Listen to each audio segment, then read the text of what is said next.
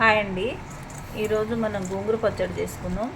ఇది ఎర్ర గోంగూర 3 కట్టలు తీసుకున్నాను. ఇవి మంచిగా వాటర్ వేసి కడిగేసుకున్నాం.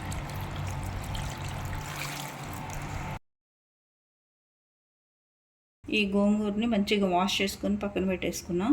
పచ్చడి ఎలా తయారు చేసుకోవాలో నా తరీకాలో చూపిస్తాను. Pan పెట్టేసుకున్నా, stove వెలిగించుకున్నా. 3 కట్టల గోంగూరలకి 3 స్పూన్లు పల్లీలు వేసుకున్నాం.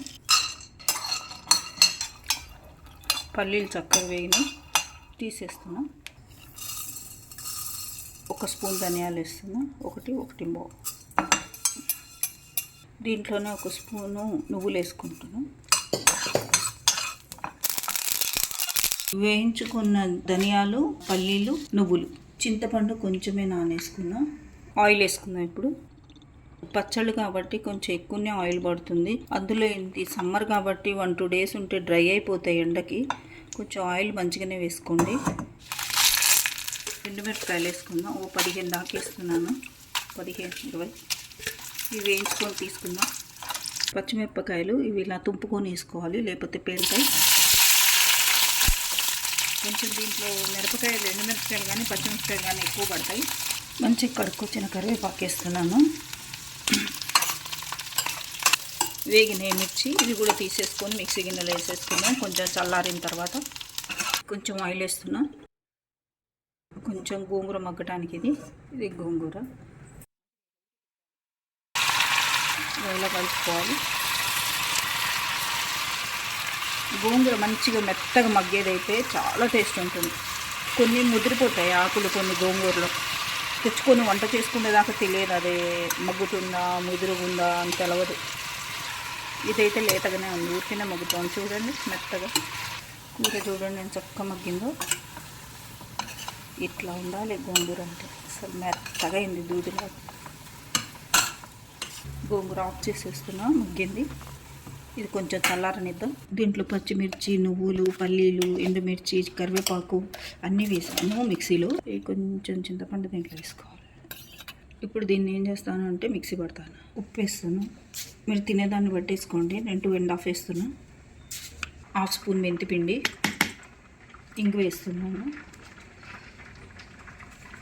ఇదంతా ఒకసారి రుబ్బుకొని వచ్చాను, మళ్ళీ ఇదే సెకండ్ టైం రుబ్బడం. పసుపు, మీకు కావాలంటే దీంట్లో వెల్లిపాయలు కూడా వేసుకోవచ్చు, నేను వేయట్లేదు. మీకు కావాలంటే వేసుకోండి. ఇలా మిక్సీ వేసాను. ఇప్పుడు దీంట్లో మనం గోంగూర వేసుకుందాం, ఉడికిన గోంగూర.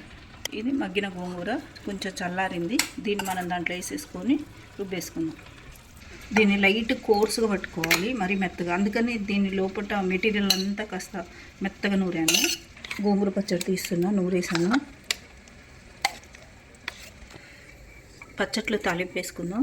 చూసారు అసలు ఆయిల్ ఎంత పడుతుందో పచ్చట్లు. ఆయిల్ కాగుతుంది. ఆవాలు కొంచెం వేద్దాం. దీంట్లో మనం పప్పులు అట్లా వేసుకోక్కర్లేదు. జీలకర్ర, ఎండుమిర్చి వేసుకుందాం. కరివేపాకు,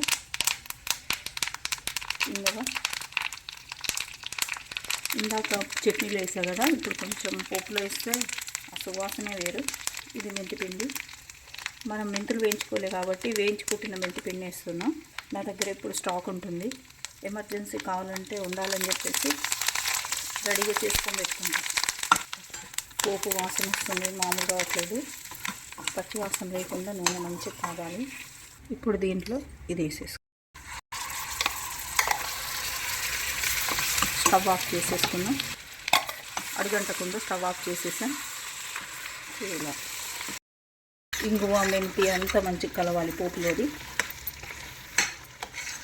ఆయిల్ మంచిగా బయటకు వచ్చింది కదా, ఇలా ఉండాలి గోంగూర పచ్చడి.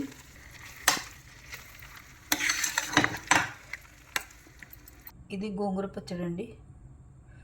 కొంచెం రైస్ పెట్టేసుకొని ఈ గోంగూర పచ్చడి మనం వేసుకొని కొంచెం నెయ్యి వేసుకొని అసలు ఇది కలుపుకొని తింటుంటే ఉంటుందండి.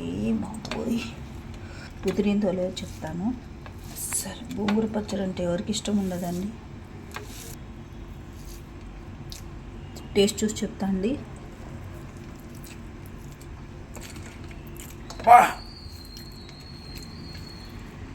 మామూలు కుదరలేదండి, అంత బాగుంది.